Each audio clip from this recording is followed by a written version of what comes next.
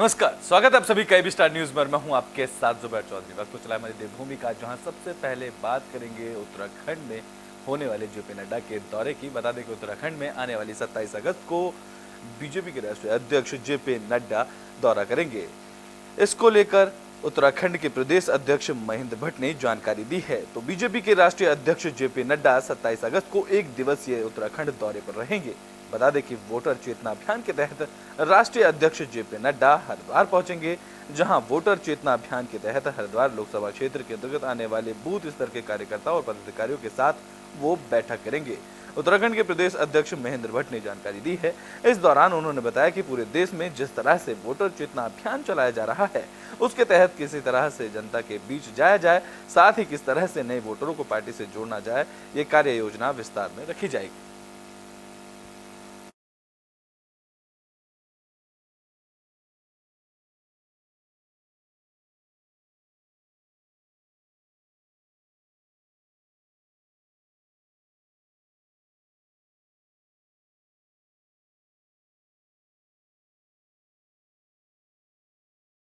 कि हमारे राष्ट्रीय अध्यक्ष आदरणीय जेपी नड्डा जी का 27 तारीख को आगमन है। मुख्य रूप से तो शांति कुंज के एक कार्यक्रम में उनको रहना है, लेकिन उसके साथ साथ उसी दिन इस माह का अंतिम रविवार है और मन की बात का कार्यक्रम भी होगा। तो हम ऋषिकुल जो कैंपस है आयुर्वेदिक कॉलेज ऋषिकुल में, उसमें वृक्षारोपण करेंगे। मेरी माटी मेरा देश कार्यक्रम के साथ कार्यक्रम संपन्न होगा और उसी स्थान पर मन की बात के कार्यक्रम में वो सम्मिलित होंगे। हमारे कार्यकर्ता भी उस कार्यक्रम में उपस्थित, बूथ के कार्यकर्ता वहाँ उपस्थित रहेंगे। उसके बाद शांति कुंज के कार्यक्रम के बाद में हरिद्वार में ही जो प्रदेश की कोर टोली है, कोर कमेटी, उनके साथ उनका व्यक्तिगत मिलना होगा। ये कार्यक्रम पूरे दिन का कार्यक्रम बना है। 5 पे उनकी वापसी रहेगी। तो 27 तारीख को हमारे पूरे प्रदेश के कार्यकर्ता उनके स्वागत के लिए कटिबद्ध हैं। हरिद्वार में उनके स्वागत की तो बेटे में बात कर लेते हैं उत्तराखंड में होने वाले विधानसभा सत्र की। बता दें कि उत्तराखंड में विधानसभा सत्र 5 सितंबर से 8 सितंबर तक आयोजित किया जाएगा, जिसको लेकर कैबिनेट मंत्री प्रेमचंद अग्रवाल ने जानकारी दी है। उत्तराखंड में आगामी विधानसभा सत्र को लेकर कैबिनेट मंत्री प्रेमचंद अग्रवाल ने जानकारी दी। बता दें कि आगामी विधानसभा सत्र 5 सितंबर से 8 सितंबर तक आयोजित किया जाएगा। कैबिनेट मंत्री प्रेमचंद अग्रवाल ने वीडियो को जानकारी देते हुए कहा है कि इसके लिए मंत्रिमंडल की तरफ से एक प्रस्ताव पारित भी किया गया है। ये सत्र देहरादून में आयोजित किया जाएगा। उन्होंने आगे कहा कि बीटा विधानसभा सत्र में गैरसैंण में आयोजित हुआ था, जैसे सितंबर से इसे पहले होना था। उन्होंने ये जानकारी दी है कि इस बजट सत्र में अनुपूरक बजट भी पेश किए जाएंगे, ताकि जो बजट भी की कमी है वो पूरी की जा सके। देखिए, विधानसभा सत्र 5 सितंबर से 8 सितंबर तक आहूत हो रहा है और चूंकि आप जानते हैं कि आज जो माननीय मंत्रिमंडल ने भी यही प्रस्ताव पारित किया है और ये जो हमारा सत्र होना है देहरादून में होना है। साथ में ये भी मैं आपको बताना चाह रहा हूँ, क्योंकि पिछली बार मार्च में गैरसैंण में हुआ था और उसमें सितंबर से पहले होना था। ये इसमें हमने निर्णय लिया और साथ में अनुपूरक बजट भी इसमें हम लोग ला रहे हैं, ताकि जो हमारे बजट की स्थिति है, आप जानते हैं इस बीच में अनुपूरक की भी आवश्यकता रहती है। तो उत्तराखंड में लोकसभा चुनाव को लेकर बीजेपी ने कमर कस ली है। इस कड़ी में जसपुर में चेतना महाअभियान चलाया गया है। तो भारतीय जनता पार्टी की तरफ से प्रदेश भर में आगामी लोकसभा चुनाव की तैयारियां जोरों पर हैं। इस कड़ी में उधम सिंह नगर के जसपुर में बीजेपी पार्टी कार्यकर्ताओं की तरफ से वोटर चेतना महाअभियान कार्यक्रम का आयोजन किया गया। कार्यक्रम में बीजेपी के छोटे से छोटे कार्यकर्ता भी शामिल हुए, जहां कार्यक्रम में जसपुर के सभी 46 बूथों के अध्यक्ष संयोजक मौजूद रहे। साथ ही नए वोटर को जागरूक करने पर जोर दिया गया। वहीं कार्यक्रम के मुख्य अतिथि राजेश कुमार ने बताया है कि भारतीय जनता पार्टी एक ऐसी राष्ट्रीय पार्टी है जिसमें भारतीय जनता पार्टी के बूथ अध्यक्ष से लेकर सभी कार्यकर्ता वोटर लिस्टों का शुद्धिकरण करेंगे, जिसमें जिन लोगों की मृत्यु हो गई है या जिनका विवाह हुआ है और नए मतदाताओं को चिन्हित कर उन्हें मतदाता सूची से जोड़ा जाएगा। उन्होंने बताया कि बहुत ही व्यापक स्तर का कार्यक्रम है। उन्होंने कहा कि भारतीय जनता पार्टी के सभी कार्यकर्ता पूरे जोश में रहते हैं और आने वाले 2024 में भारी बहुमत के साथ सभी कार्यकर्ता सरकार बनवाएंगे। भारतीय जनता पार्टी का कार्यकर्ता न रुकने वाला है, न ही थकने वाला है। एक राष्ट्रव्यापी कार्य है जिसमें हर भारतीय जनता पार्टी के बूथ अध्यक्ष से लेकर के DLA2 जो हमारे भारतीय जनता पार्टी के हैं और हमारे ये जो कार्यकर्ता हैं ये वोटर लिस्टों का शुद्धिकरण करेंगे, जिसमें जो लोग इस दुनिया को छोड़ के जा चुके हैं, जिनका विवाह हो चुका है, और नए मतदाताओं को चयनित करके उनको मतदाता सूची से जोड़ेंगे। ये बहुत बड़े व्यापक स्तर का कार्यक्रम है जो आने वाली 25 और 26 तारीख को पूरे भारतवर्ष में किया जाएगा। निश्चित रूप से भारतीय जनता पार्टी का कार्यकर्ता हमेशा जोश से तो उत्तराखंड में लगातार हो रही बारिश से लैंडस्लाइड की घटनाएं में बढ़ोतरी देखने को मिल रही है, जिसको लेकर 4 वजह भी सामने आई हैं। तो उत्तराखंड में भारी बारिश के साथ लगातार लैंडस्लाइड की घटनाएं बढ़ती जा रही हैं। बता दें कि उत्तराखंड में इस मानसून सीजन में कई बड़े भूस्खलन हुए हैं, जहां पहाड़ी राज्य भूमध्यरेखीय और परिस्थितियों के हिसाब से काफी कमजोर और संवेदनशील है, और इन बड़े भूस्खलन के पीछे बड़ी वजह कोई और नहीं बल्कि 4 वजह सामने आई हैं। जहां उत्तराखंड आपदा प्रबंधक विभाग के सचिव रंजीत सिन्हा ने जानकारी देते हुए बताया है कि उत्तराखंड और हिमाचल प्रदेश में हो रहे भूस्खलन की सबसे बड़ी वजह क्लाइमेट फैक्टर, एनवायरमेंटल डिग्रेडेशन, मानव गतिविधियां जिसमें कंस्ट्रक्शन और बाकी प्रकार के निर्माण और अचानक से एक ही जगह पर बारिश के होने को बताया गया है। जहां वाडिया हिमाचल भूविज्ञान संस्था के निदेशक के मुताबिक यह सभी चारों सबसे महत्वपूर्ण फैक्टर हैं, जिनकी वजह से उत्तराखंड और हिमाचल प्रदेश में भारी भूस्खलन हो रहे हैं। ये चीज जो एज ए होल अभी जो प्रेजेंट सिचुएशन वहां पर आपका हिमाचल प्रदेश में हो रहा है, आपका उत्तराखंड में हो रहा है, इसका मेन वजह यही है क्या, first climatic factors, second I will also add anthropogenic activity, third जो environmental degradation, and fourth important factor in present day में जो एक्सेसिव रेनफॉल, जो एक्सेसिव इवेंट हो रहा है, extreme event, excessive rainfall, excessive snowfall, ये भी उसी जगह को थोड़ा कमजोर कर रहा है। और अनदर इंपॉर्टेंट फैक्टर जो also playing role for this, वो है जो नेचुरल एक्टिविटी, बिकॉज ये लोग सब टेक्टोनिकली एक्टिव रीजन में है, सेस्मिक जोन 4-5 में है जाएगा, उसके लिए फिर स्लिप सर्कल क्रिएट होता है, तुरंत होना चाहिए। इस बार जो हमारे जो लैंडस्लाइड या लैंड स्लिप हुए हैं, उसका हम एक स्टडी कर रहे हैं कि कहाँ पर हुए हैं, उसके पास क्या कोई नदी थी जिसके कारण टो इरोजन हुआ है और स्लिप सर्कल क्रिएट हुआ है, क्या कोई रोड था जिसके कारण रोड कटिंग के कारण स्लिप सर्कल क्रिएट हुआ है, या कोई हेवी कंस्ट्रक्शन था जो स्लोप ज़्यादा रहने के कारण वहाँ स्लिप सर्कल क्रिएट हुआ है, या कोई और रीजन रहा, अपने आप ही भूदसाव हो गया, उसका हम लोग परीक्षण करेंगे क्या कारण रहा। तो इस तरह से हम रीजन ढूंढने की कोशिश कर रहे हैं, और उसी अनुसार हमारा रिकमेंडेशन हुआ कि कहीं भी अगर रोड कटिंग हुई है वहाँ पर, जैसे पीएमजीएस में रोड कटिंग हो जाती है, लेकिन कई बार होते हैं कि वहाँ। तो बुलेटिन में बात कोटद्वार की कर लेते हैं, जहां कोटद्वार में हुई आपदा से कई लोग प्रभावित हुए हैं और अब लोगों का गुस्सा फूट पड़ा है। तो कोटद्वार में 8 और 13 अगस्त की रात को नदी नालों में आए सैलाब में करीबन 188 परिवार प्रभावित हुए। बता दें कि कोटद्वार के नदी नालों के किनारे बने करीब 43 मकान उफान में समा गए। इधर अपनी आंखों के सामने अपने आशियाने को तबाह होते देखने वाले प्रभावितों का गुस्सा अब अपने जनप्रतिनिधियों के खिलाफ खुलकर सामने आ रहा है, जहां प्रभावितों का कहना था कि उनकी याद अब जनप्रतिनिधियों को 2024 के चुनाव में ही आएगी। इस मोहल्ले में काम नहीं चल रहा है, इस मोहल्ले की गिनती नहीं है। रीति खंडूरी का मोहल्ला जब दिखाई देगा, जब इलेक्शन के वोट 2024 के वोट आ रहे हैं, सब वोट मांगने के लिए आएंगे, सब नेता को जब दिखाई देगा कि इस मोहल्ले में कोई रहता है। इस समय किसी को नहीं दिखाई दे रहा है इस मोहल्ले में कोई है, कोई हमारा बच्चा भूखा मर रहा है, कोई प्यासा मर रहा है, पर प्रशासन सुनने के लिए तैयार नहीं है। प्रशासन जब दिखाई देगा, जब वोट चाहिए उन्हें, जब आते हैं कि बाबूजी हमें वोट चाहिए, माता बहनें इस तरीके से चिल्लाते हैं और हाथ जोड़ते हैं। ऐसा बारिश कभी 40 साल से हमने रह रहे, यहाँ पर कोई दिक्कत नहीं हुआ है बाबूजी। ऐसा होता था मैं इसी नदी के किनारा नहीं रहता, ये तो ऊपर वाला का माया से चल गया। हमारा मंदिर है ना, हमने 12-13 लाख रुपए एजीएम में परमिशन से हमारा मंदिर का पूजा करती है, बस जुलूस निकालता। मेरा मंदिर भी बह गया, इसके संग संग 10-12 घर भी चल गया। इस मोहल्ले में काम नहीं चल रहा है। तो बेटू में बात अल्मोड़ा की कर लेते हैं, जहां अतिक्रमण के खिलाफ अभियान चलाया गया है, जहां अतिक्रमण को लेकर एनएच की टीम ने 15 फड़ हटाए हैं।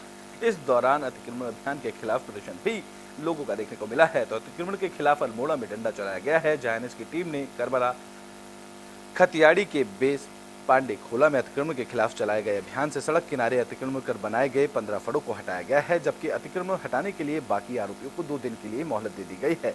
तो वहीं अतिक्रमण के खिलाफ चलाए जा रहे अभियान के विरोध में दुकानदारों और स्थानीय लोगों ने प्रदर्शन किया, जहां खतियाड़ी में हुए प्रदर्शन में अल्मोड़ा विधायक भी दुकानदारों के समर्थन में उतरे। अतिक्रमणकारी दुकानदारों का कहना है कि कई सालों से वे दुकान चला रहे हैं, दुकान टूटने से उनकी रोजी रोटी पर संकट आ गया है। वहीं अल्मोड़ा विधायक ने सरकार से मामले की पैरवी करने की मांग की है। इस उत्तराखंड के अंदर कई हमारे ऐसे लोग हैं जो अपने रोजगार रोजी रोटी के लिए जिन्होंने दुकानें खोली या अन्य व्यवसाय को किया है, लेकिन माननीय न्यायालय द्वारा एक निर्णय लिया गया है, आदेश जारी किया गया है कि जहां पर भी हमारे राष्ट्रीय राजमार्ग हैं और राज्य के जो मोटर मार्ग हैं वहां पर चिन्हित करके उनको तोड़ा जाए करके। और मैं माननीय न्यायालय पर कोई टिप्पणी नहीं करना चाहता हूं, लेकिन मेरा सरकार से अनुरोध है कि वो क्योंकि ये जनहित से जुड़ा हुआ विषय है और लोगों की रोजी। तो बुलेटिन में बात हरिद्वार की कर लेते हैं, जहां रक्षाबंधन की तारीखों को लेकर ज्योतिषाचार्यों ने बैठक का आयोजन किया है। तो आगामी रक्षाबंधन की तारीखों को लेकर उठ रहे सवाल के जवाब को लेकर श्री गंगा सभा की तरफ से एक पहल की गई, जिसके तहत श्री गंगा सभा ने ज्योतिषाचार्यों की बैठक बुलाई, जिसमें ज्योतिषाचार्यों की तरफ से निर्णय सिंधु धर्म, सिंधु व्रत, सिंधु भविष्य, महापुराण व्रत और राजग्रंथ को लेकर आपसी विमर्श के बाद ये तय किया गया कि आगामी रक्षाबंधन 30 अगस्त को ही मनाया जाएगा। इस दौरान वरिष्ठ ज्योतिषाचार्य ने बताया है कि सभी ग्रंथों पर चर्चा करने के बाद यह निर्णय लिया गया है कि रक्षाबंधन का त्योहार 30 अगस्त को मनाया जाएगा, जिसका सही समय रात 9:04 से शुरू हो जाएगा और रक्षाबंधन का त्योहार इस दौरान मनाया जाएगा। निष्कर्ष यह निकला है कि 30 तारीख को 10:58 तक भद्रा चतुर्दशी है। चतुर्दशी के बाद पूर्णिमा शुरू हो रही है। अनेक शास्त्रों का मंथन किया गया और उसका निष्कर्ष यही है कि उपाकर्म में भद्रा का निषेध नहीं है, रक्षाबंधन में भद्रा का निषेध है। अतः 30 तारीख को 10:58 के बाद उपाकर्म किया जाएगा और 30 तारीख को ही रात में 9:04 के बाद, या आप अपना पंचांग देख सकते हैं जब भद्रा उतर रही हो। संदीप तन्वी जी, आज एक पहल की गई है, अनूठी पहल है, लेकिन सबसे बड़ा सवाल यही उठता है कि लोग इसे मानेंगे कैसे? देखिए, सबसे महत्वपूर्ण यही विषय रहा है और पिछले कुछ वर्षों से लगभग हर त्यौहार को लेकर एक संशय समाज में व्याप्त रहता है और इससे कहीं ना कहीं आम लोगों के मन में एक भ्रम तो उत्पन्न होता ही है, कहीं ना कहीं आस्था को भी उनकी चोट पहुंचती है। इसी तथ्य को दृष्टिगत रखते हुए हमने आज ये शुरुआत की है और हरिद्वार जो हमारी गंगा सभा की विद्वत परिषद है उसके साथ साथ पूरे हरिद्वार से हमने जो ज्योतिषाचार्य हैं, जो विद्वान हैं, उनको बुलाया है। और तो ब्रिटेन में बात लालकुआ की कर लेते हैं, जहां लकड़ी नीलामी घोटाले में एक्शन देखने को मिला है। इस दौरान 4 कर्मचारियों को निलंबित किया गया है।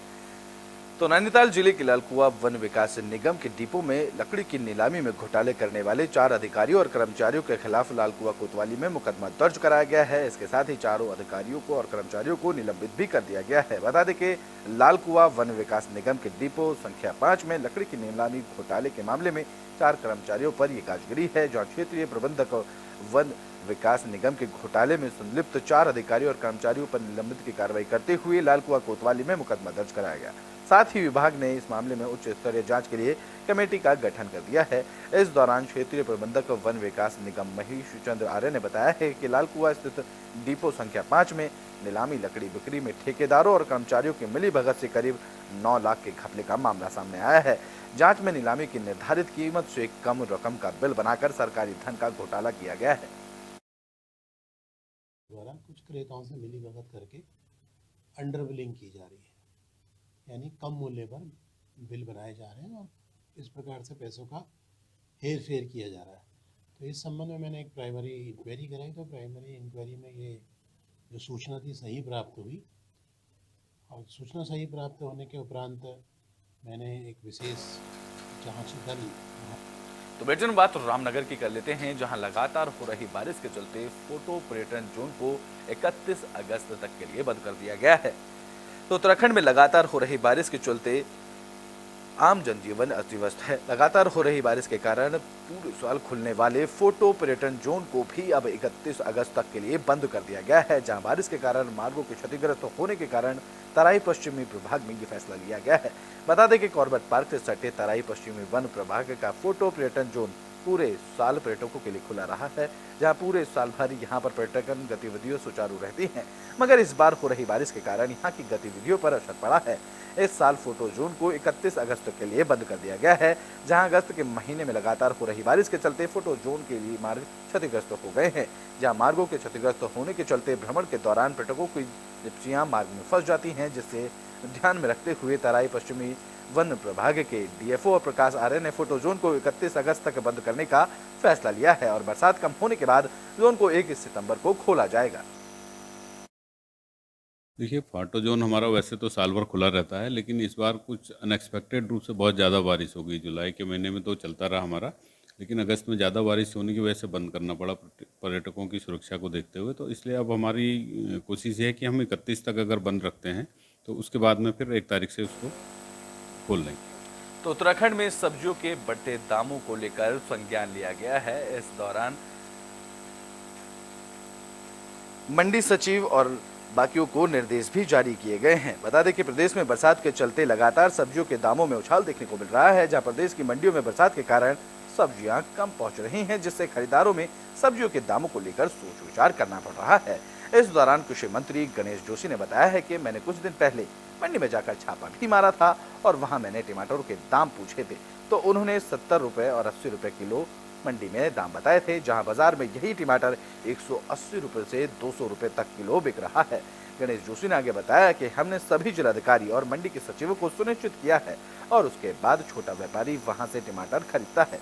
उन्होंने बताया कि इसमें मंडी में दुकानों का मिनिमम प्रॉफिट निकालना चाहिए, जिसको लेकर अब निर्देश दे दिए गए हैं और मंडी प्रभारी और मंडी सचिवों को साथ ही निर्देश जारी किए गए हैं।